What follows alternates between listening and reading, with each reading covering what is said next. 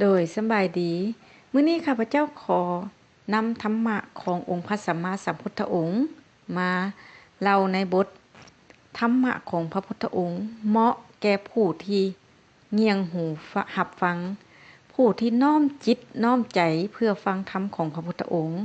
และผู้ที่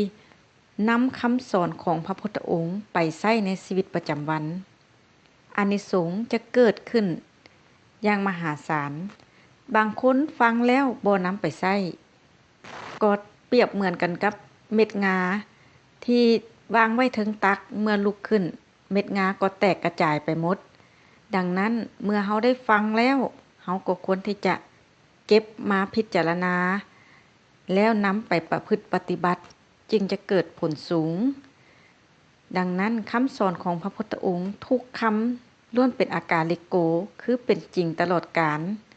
ดังนั้นถ้าท่านใดนำไปใช้ชีวิตของท่านจะพบแต่ความเจริญรุ่งเรืองได้ดังที่ทุกท่านปรารถนาภิกขุทั้งหลายการแสดงธรรมเป็นประจำด้วยพุทธพจน์แก่บุคคลผู้ต้องการเงี่ยงหูรับฟังนี่เลิศกว่าการเว้าด้วยถ้อยคำอันเป็นที่รักไฟคือราคะย่อมเผาสัตว์ผู้กำนัดแล้วมกมุ่นแล้วในกามทั้งหลายไฟโทสะย่อมเผาผู้พยาบาทมีปกติฆ่าสัตว์ไฟโมหะย่อมเผาผู้หลบลุ่มหลงบ่ฉลาดในอริยธรรมไฟ3กองนี้ย่อมตามเผาหมู่สัตว์ผู้บ่รู้สึกว่าธรรมะนี้สำหรับผู้มีปัญญาธรรมะนี้บ่แม่นสำหรับผู้อัปปัญญาผู้มีศรัทธาย่อมเชื่อพระปัญญาเครื่องตรัสรู้ของตถาคตทรงสอนอริยสัจสี่คือทุกข์คือสิ่งกำหนดรู้สมุทัยคือสิ่งต้องละ